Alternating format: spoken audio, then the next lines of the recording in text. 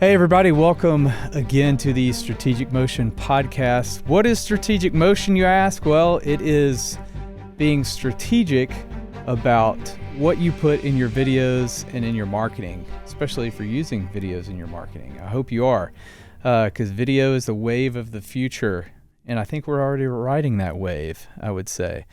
But hey, I got a special guest with me today. His name is Kurt Wheeler. Kurt, welcome to the show. Hi, thanks for having me. Glad to be here. Yeah, you bet. Kurt, so you're in Kansas City, Missouri. Is that correct?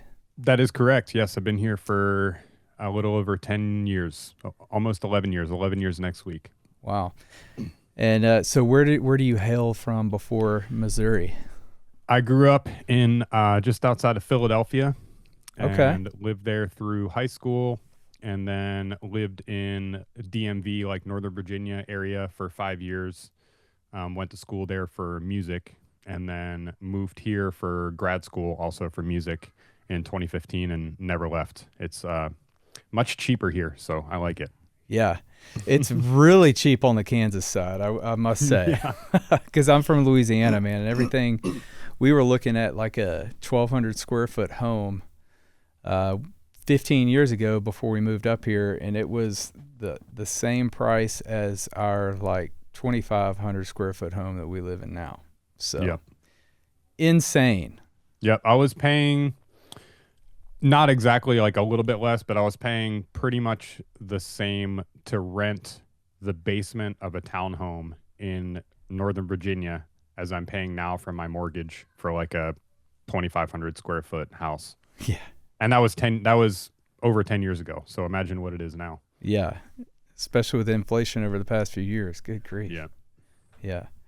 Well, anyway, I wanted to have you on the show. Kurt, for all of you that don't know, Kurt owns his own video production company, just like I do, in the great Kansas City area. So Kurt, tell me a little bit about your history. I noticed on your website it said you've been into, graphic design, photography, video, music, all the things. So tell us how you got started. For sure. My background is in music, as I mentioned. So I play saxophone. I still do that sometimes, but, Cool. Trying to raise a family of 4/5 on, saxophone income is not the best idea. So Right.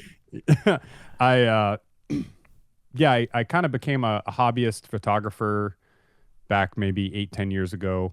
And then at some point made the transition into video. It just sort of happened naturally, really. At some point I was like, hey, I could actually make money doing this. This is fun. I enjoy it. And then established my business, which is KXW Productions, in 2022. And then I was still working full time at the time in marketing and radio. I was doing radio production, making commercials for the radio, and then also doing some work in digital marketing. And then last year, end of September 2025, made the leap. And it just kind of was becoming untenable to try and do both. It was taking up too much time and energy, and I was having more work coming in through the video business. So I quit and went full time, self-employed, and been doing it ever since. So it's been a roller coaster, as I'm sure you know, but I've really been learning a lot, and just about really being a business owner more than anything, so that's been interesting. And but yeah, as far as video stuff, I've just been doing it for long enough that I've continuously honing my skills, and YouTube University, man. Oh, yeah. I cannot recommend it enough. Absolutely. Just there's so many tips and of the trade and tricks on everything out there. I mean, my wife and I are putting in a pool in our backyard, and it's all because of YouTube University, saving thousands of dollars. So Definitely, yeah. So You're doing it yourself? Oh yeah, Oh, DIY, wow. and I gotta admit, I mean, my wife is doing 65% of it, if not more, I would say. And she's basically the general contractor, but she's doing a ton of the work too. We've only had a handful of people come out and help us, like with the dig and that sort of thing. Sure. Yeah. But I mean, she was up in that excavator. Just she almost flipped it 3 times on herself, but the guys that were hauling the dirt off were there to help her and walk her through it. getting her unstuck. And yeah, it's been a wild ride. We're hoping to get water in it within the next couple of weeks. Great. So got to put up a fence, but yeah. So back to you and like your past. So 22, you decided to open a video production company. Mm-hmm. And so before that, you were doing marketing. Were you working at a firm, or where were you working? Yeah, I was before? working for a company that does radio, like owns radio stations here in Kansas City and also in Pittsburgh. And then they also, as everyone does, I mean, any excuse me, any company that does radio or TV or anything like that, they all do digital marketing now, because yeah, I mean, they see the writing on the wall, I think. I mean, right. There's still benefits to radio and TV advertising for businesses, and I don't think that's ever going away completely, but so much of the focus and attention now is on digital for the targetability for the various different platforms that people are always on. So they were doing that. I was kind of involved a little bit in both of those parts of the business. Yeah. And I would say probably for newspapers too. I mean, we have a couple in Wichita that I know haven't gone out of business strictly because they've jumped into the digital marketing realm and have been able to succeed over there. So, right. Yeah. Well, so what interested you so much in video? It's a good question. I mean, I've always been a fan of movies and stuff. We talked a little bit about movies last time. I'm sure that's going to be part of this conversation based on the talk we had previously. But I never really saw myself as like a filmmaker, you know, in that sense. It was more just I found it to be creative. You know, I like being creative, and I was able to do that a little bit with photography, but it's a lot simpler. And then also when I was starting to think about it from a business mindset, photography is like a dime a dozen. Like everyone has a camera, you know, your iPhone, you know, can record. Oh yeah. Great. You know, it can take great pictures. I mean, it can take great video too, but and everyone's a photographer, you know, and everyone's got a Nikon DSLR that takes great pictures, and also just the profitability, I think, was not there from a business perspective. And I knew that there was a higher barrier to entry for video, both in terms of gear and skill set. You know, like video editing is harder and more time intensive than photo editing. So, and I do like the editing process. You know, I think that's really where the real creativity can kind of take place. If you have good footage, then how you make a good video out of that good footage is all editing, you know. And you can take 10 different editors and they're going to edit 10 completely different videos from the same footage. So I was kind of thinking about that kind of stuff. And then I had I have it here somewhere, but I had a Sony A7 R2, which is like mainly a photo camera, but it does decent video, especially for the time it came out, and started messing with that. And then because I was still working a full-time job, I was able to, all the money that I was making, I was able to put back into gear. So at some point I had saved up enough that I was able to buy a FX3. And then that was, from there, it was like, you know, I got that thing and I was like, oh, like this, this is so awesome. You know, I can make movies now. Yeah. And then the rest is history, you know, so. Yeah. No, that's really cool. I never jumped over to Sony. When the FX3, I believe it's when the FX3 came out, there was all this buzz around it, you know, and I'd just been a Canon guy for so long, and I rented one for, I guess it was about 2 weeks, and just trying to get past, like, because Canon and Sony, the way their displays are set up and where everything is just so different that I couldn't make the jump. Yeah. I couldn't do it. I struggled for those 2 weeks just using that camera. Beautiful picture and was able to come up with some really cool stuff. But just the display, man, it just had me all confused. And Yeah.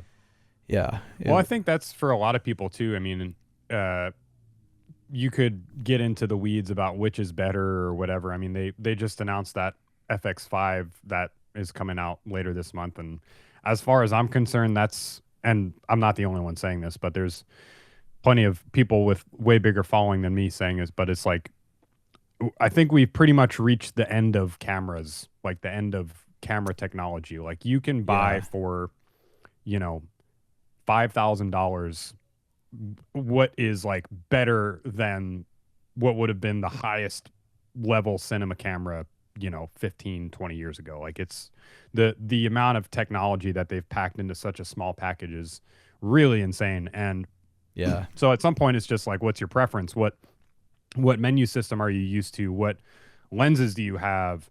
All that stuff, and so, yeah, I've always I had a Nikon DSLR, like when I was just kind of learning the ropes or doing the hobbyist thing or whatever. But then when I bought the first Sony camera, started buying lenses and was familiar with the menu system and, all of that, and just kind of rode the wave from there. But yeah, I mean, the camera thing, it's like, I think we're pretty much at the end of cameras. And then you also have like, now Nikon bought Red, and so now they're coming out with awesome cameras. Canon's coming out with awesome cameras. Yeah. Sony's coming out with awesome cameras. Panasonic, like all these different people, and it's like, I don't think they're really convincing anyone to switch, because every manufacturer now has amazing cameras. So it's kind of wherever you're at is where you're going to stay. I don't see people switching really. Yeah. And also, I mean, like what you're talking about, the technology of it, I completely agree. Because like, who really needs an 8K camera? Yeah. Especially unless you're making movies for IMAX, and I don't even know what the resolution for IMAX is. I mean, they make those big IMAX cameras that you have to use or whatever, right? So yeah. When 90% of people watch the content that you and I make on their phones, probably, what does it even matter that you're shooting 4K, 2.5K, 1080p? Like, what does it matter? Yeah. Yeah. Yeah. Even 1080 to 4K, the difference in observable quality, like of the resolution, is pretty minimal on most devices. If you're watching on like a computer monitor or a TV or something, you'll probably be able to tell the difference. On your phone, probably not. And then above 4K, from what I've heard, at least from other people, like there's really no observable difference in terms of just looking at it on the screen. You can't really tell the difference. So then you're just getting into cropping and motion stabilization and all the post-production stuff that's really only necessary for your high-end films. And I'm not going to record 8K raw video files for a client's like Facebook page. You know what I'm saying? Right. It's just like the amount of data that would require is like so overkill. It's not even funny. Not even worth it. And I would say then it's a conspiracy with these camera companies coming out with 8K just to sell more hard drives to people, Yeah. They're in in it with SanDisk and Samsung to for sure to make us all go broke. I mean, they I think I could be wrong, but I think they legit like have partnerships with some of them, Yeah. Cause I don't think, I could be wrong. I don't think Sony makes their own SD cards, but they have like Sony branded SD cards. Maybe they do. Somebody could fact check me on that. But yeah, even with like TVs, you go to Costco or Best Buy or whatever, and they've got the front display massive TV, and it's like 8K, ultra, extra, super mega HD. It's like you can't even tell the difference. Yeah, you're just charging an extra $2,000 for 8K. Nobody cares, and you can't even tell. Can't even tell the difference. Yep. Yeah, that's insane. So, what kind of projects have you been working on this year in 2026?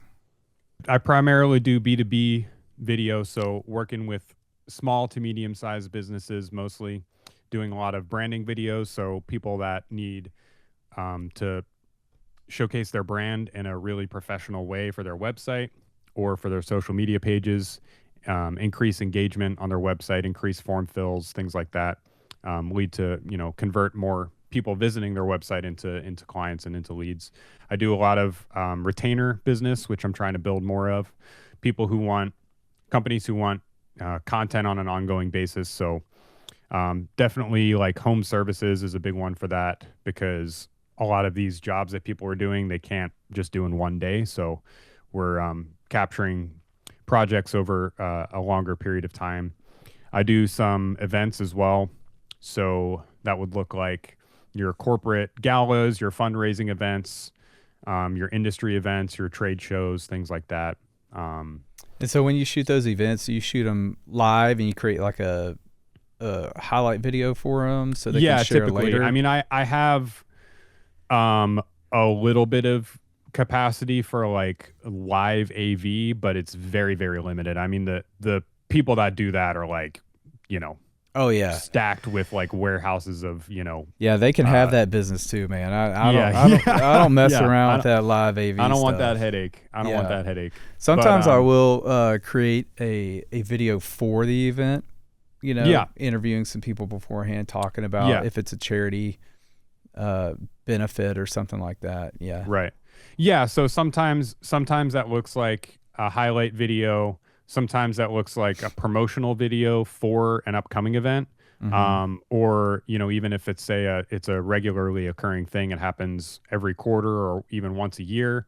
And I shot with them last year. Well, now they have the event coming up again. We can repurpose that footage into some ads or in just organic promotional content for whatever. Another way that could look is, let's say it's a fundraising event and at the event itself, they want to like play a video where they showcase the work that they're doing for the community and then encourage people to donate or remind people of what it is that they do. You have all these donors and all these big wigs or potential donors, in one room, and they're all, whining and dining them. And then you play a real nice video on the screen that's like, hey, here's our mission, here's what we do, and here's why you should support us, so. And those videos, those are all different possibilities. Yeah, those are usually ones you want people in there crying, so they whip out their checkbooks and it's like the Sarah McLachlan sad puppy video. Yes, exactly, or whatever. Yeah. Oh man, that's good. Yeah. So weddings, have you ever shot weddings? Yeah, I do. I do film quite a bit of weddings. I'm doing one this weekend actually, but nice. Usually do that as a subcontractor, just because to start and build a wedding business is like a whole different animal. And oh yeah, I've been there. Yeah, it's tough I think to get in the door. It's like people think, oh, I can just start a wedding business and show, have a good video and people are going to hire me. It's like, well, are you on The Knot? Are you on Wedding Wire? Do you have like 100 5-star reviews? Do you have reviews on Facebook? Because the thing about weddings is, unless it's a referral, somebody says, hey, I know a guy, you should hire him for your wedding. If they're just shopping around, they have like a year to pick who they're going to work with, and they're going to shop around to every single person out there that's doing it. And there's a lot of people out there doing it. So yeah, good luck. Yeah. I mean, when I started weddings in 2003, and we were just like, there was no cinematography back then for weddings. Yeah. And it was just, on sticks, we're shooting the ceremony, shooting some stuff at the reception, and here you go. Here's what happened. Right. So the game has changed over it really 23 has, years. I think there are a lot of exciting things happening in the wedding space with video. Especially at like the higher end level. Like I've seen some crazy stuff. Like if I were to be a dedicated wedding videographer, like on my own, which I don't necessarily think I ever will be, but if I were, my angle would be like movie making, like actual like filmmaking. It's like I talk to the couple and I'm like, okay, what kind of wedding film do you want? Do you want a Western? Do you want like an action film? Do you want a horror film? Yeah. Like, you know what I mean? I saw, there's this guy, Justin Porter, I think is his name. Kind of like big jacked black dude. He's got like a whole crew of people. He does like high level stuff. And he did a behind the scenes video of like a reality TV style wedding. So Oh, wow. he had like 6 videographers, all with easy rigs and like red Komodo cameras. He mic'd up every single bridesmaid and every single groomsman before the wedding started with like the hidden like kind of mics that you tape to their skin or whatever. Oh, yeah. It was this whole production. He had like 2 full size like Sprinter vans full of gear for this wedding, and I'm like, I can only imagine what you're charging for this. Yeah, like, I mean, this is like high level stuff. that's so. kind of where my mind went. Like, what do you even charge for that? He's putting on a whole freaking CBS Big Brother production. I don't even know. If I had to guess, I would say, I mean, no less than 20,000. No less. Probably more. I mean, were they editing it live, or were they just recording everything and editing later? Do you know? I think they edit it later, which is another thing. I mean, yeah, we were talking about data. It's like you have 6 cameras rolling all day. Yeah. Probably recording raw and audio recorded separately, because they're recording audio into like an audio interface multi-track thing. So now you have like all of this stuff you have to go through. It's like, that part sounds like a nightmare, because it's, yeah, I mean, like a 2 camera all day. I mean, you're editing anywhere from 25 to 40 hours, just depending on how long the day was. Yep. I couldn't imagine 6 cameras. Yep. Yeah, I remember the first wedding that I filmed and edited myself, because sometimes as a subcontractor, I'll just like go and shoot, and then somebody else will edit it, right? Mm-hmm, That's pretty common. But the first one that I filmed and edited by myself, I got back home and I was like transferring the footage and looking through the footage, and I was like, this is like insane. This is way too much. And then I'm thinking back on the day, and I'm just like standing around like just like like the camera's just recording everything, you know what I mean? And it's like, oh yeah, it's like I think it was only one camera. I might have had a second camera set up for the ceremony or speeches or whatever, but yeah, it's like I learned that lesson for weddings. It's like, be very selective about what you record, because it's going to cause a problem for whoever has to edit the dang thing. Yeah, it'll haunt you later. I'll do that sometimes doing training videos. I'll look down and, oh, I didn't hit stop on that last take, and have been, recording my feet for 10 minutes or whatever. Right. Yeah. Well, so what do you have coming up? I mean, we're halfway through the year. How do you see 2026 ending for you? Yeah, I mean, I think I'm, Lord willing, in a period of growth right now. I'm really, like I mentioned, trying to build out that retainer business, trying to make more kind of high level connections with, and partnerships, with other people in the space.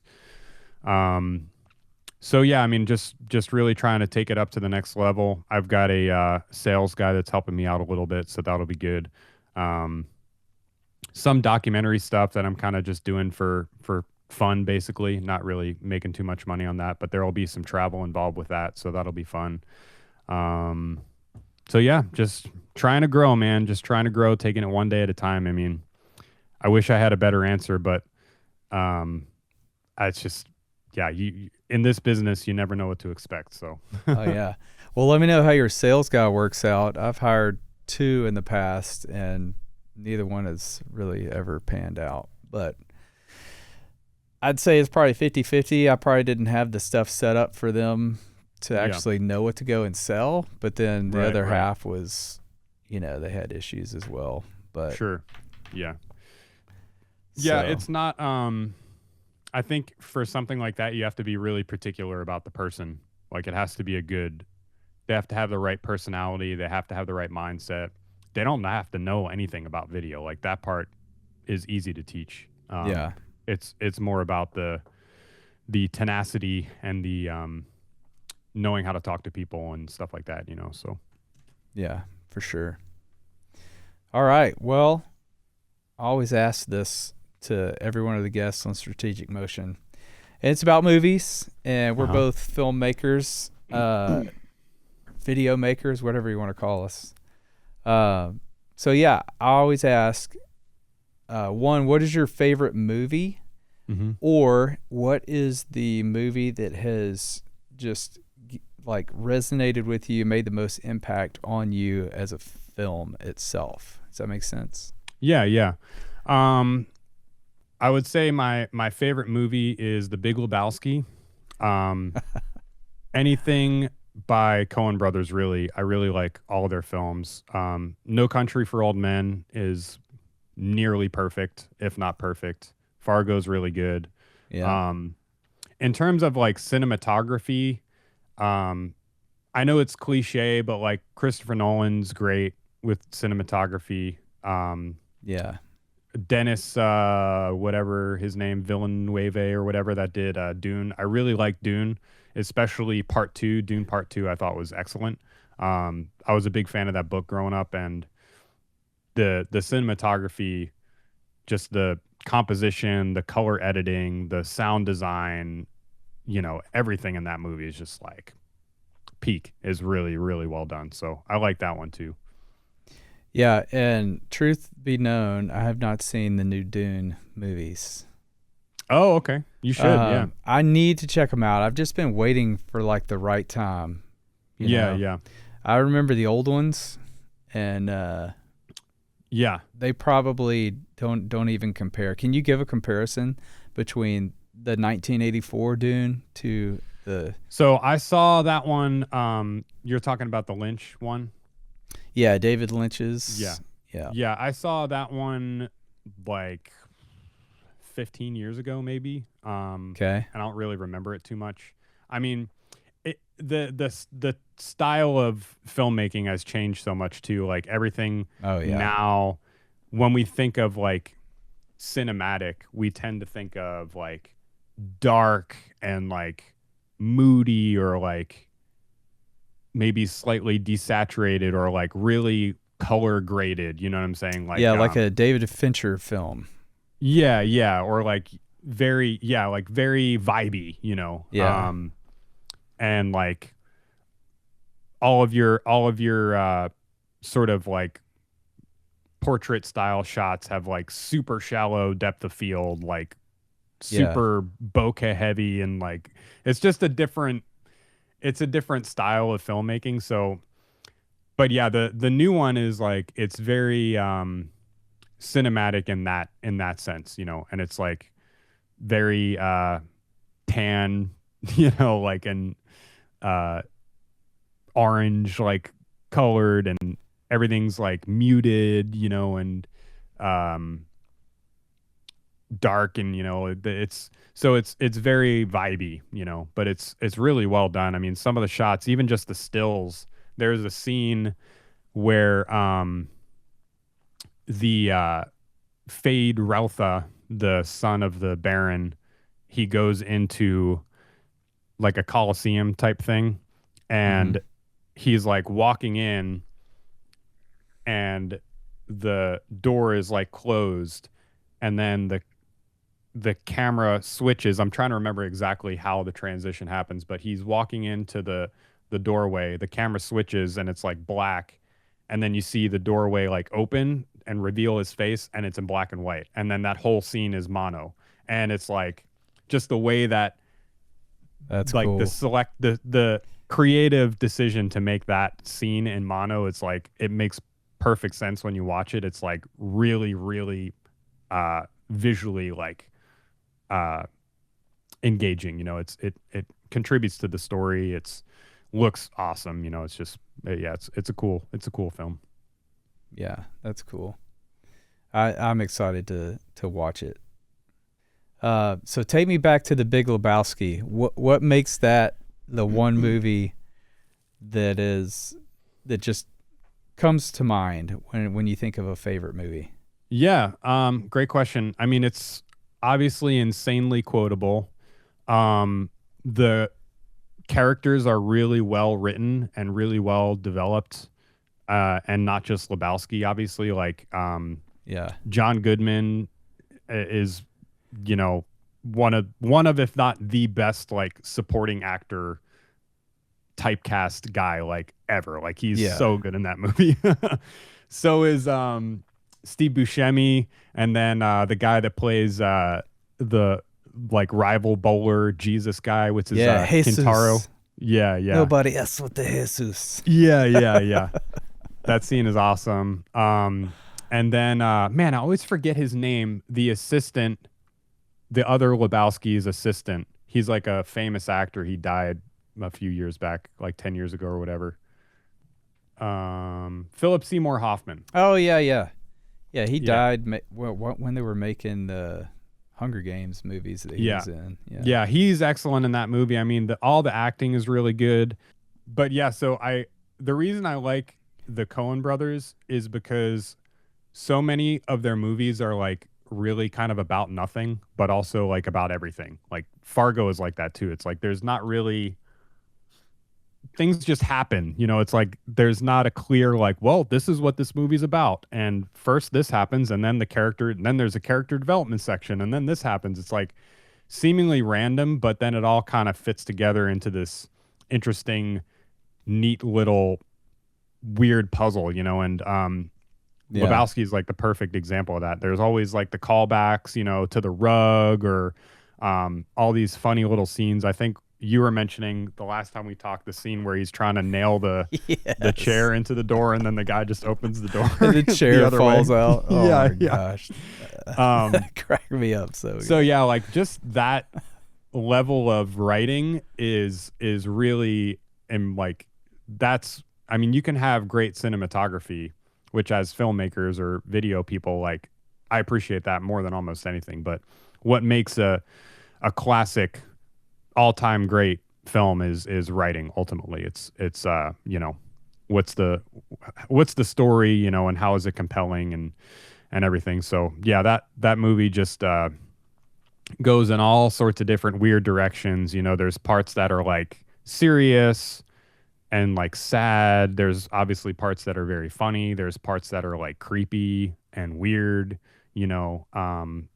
So yeah, it's a great, it gets better. It's like one of those that kind of gets better with each watch, I think, honestly. I've probably seen it a dozen times and I never get tired of watching it.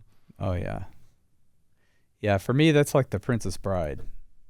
That's like a movie I can watch over and over again, and I just enjoy it even more every time I watch it. I need to go back and watch that one again because that's been a while. Man, I hear people say that a lot though. It's so good, and especially when your kids get older and you're able to watch it with your kids. Oh man, so good. Yeah, the Coen brothers. I feel like Quentin Tarantino had a similar style when he first started making movies.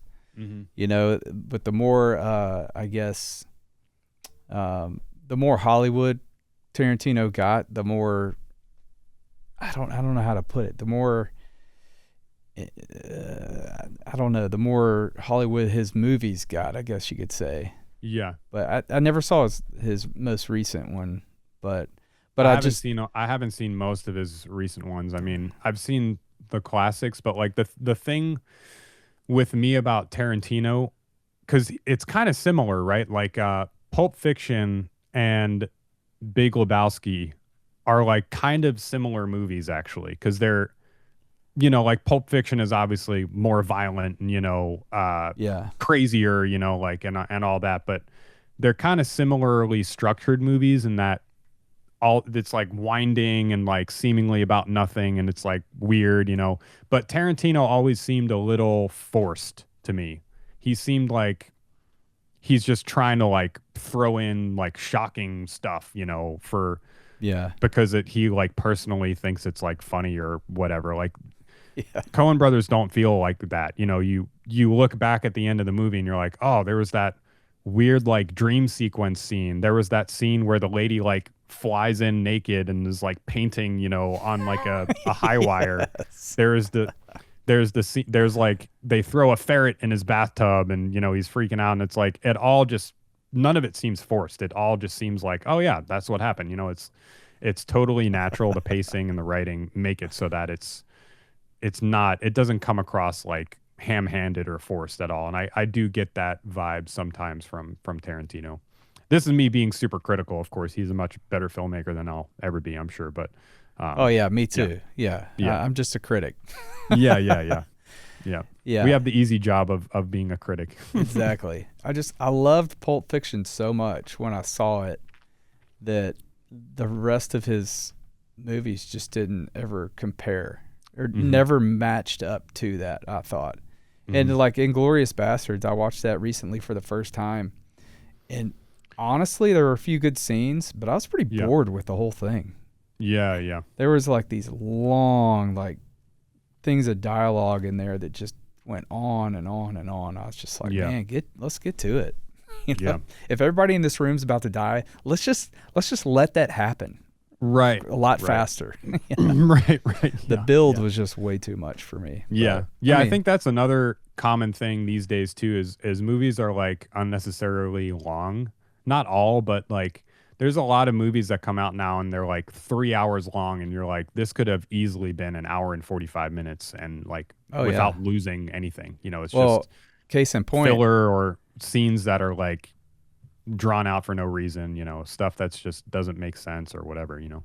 Yeah. I mean, I went and saw Brand New Day last night, Spider-Man, and it's 2 hours and 25 minutes.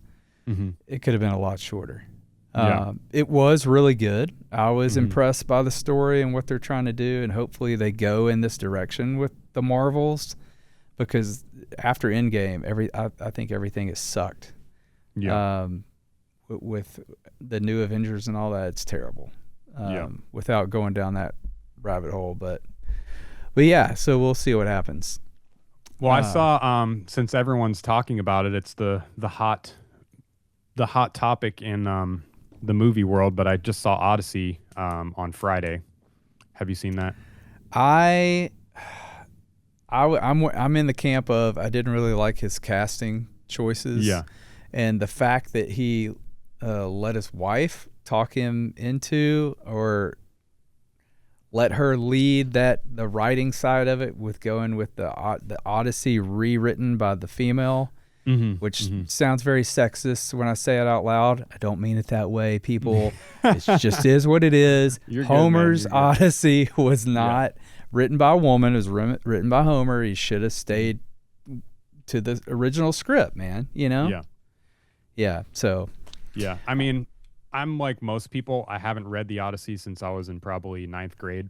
Right. Yeah, and, me either. 9th I'm not going to pretend to be an expert or, you know, wag my finger at, you know, well, this is not in the poem or, you know, whatever. But I mean, you haven't seen it, so I won't talk about it too much. But some of the casting stuff was like, without, you know, getting like political or whatever. I mean, it was distracting, I would say. There was parts of it where it is distracting. But I mean, overall, I thought it was pretty good, actually. Like the cinematography is great. It's Christopher Nolan, so there's certain scenes in the movie that are like really cool, like just really well done and like compelling and visually excellent, you know. Again, it's 3 hours long, you know, it probably could have been shorter. But yeah, I mean, I thought it was I didn't think it was his best film, but I thought it was good. I mean, for me, I'd probably tops would be either Dunkirk or Interstellar. I think those two are very, very good.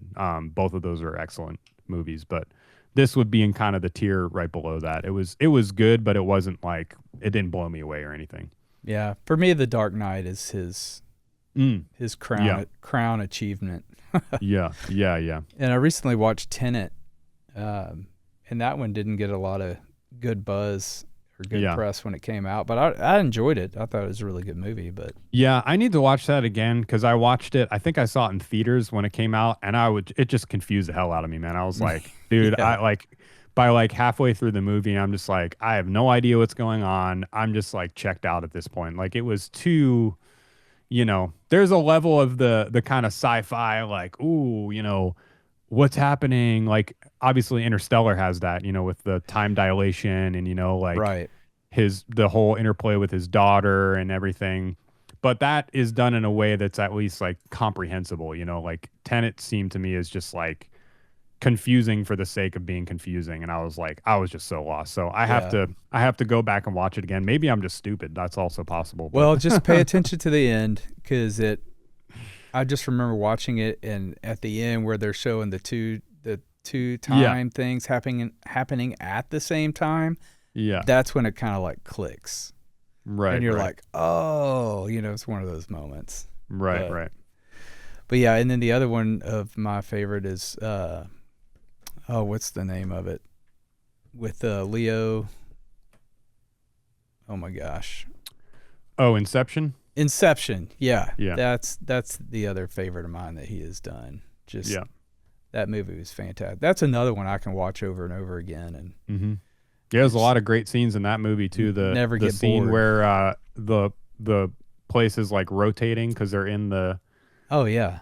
They're like in a car crash. There's like a car crash that's happening, but it's because of the inception. It's like happening in slow motion. So then they're in the hallway of the hotel or whatever, and it's like rotating and they're running up the walls and stuff. That was cool. And the cool thing, like how they made that, was like they actually rotated the room. Yeah. And they were running around it. There was like no CGI or anything. That was, No, that's kind of the thing. It's like if you're Christopher Nolan, you're, you know, the top billed director in Hollywood, you can afford to do that, to actually do like practical effects. You know, they did the same thing with Odyssey too, with all the ship scenes. And apparently the Cyclops is like mostly not CGI. There's some stuff where you obviously have to do CGI, but yeah, it's like, that was also too like Avengers and like all the Marvel stuff from a filmmaking standpoint. It was hard for me to get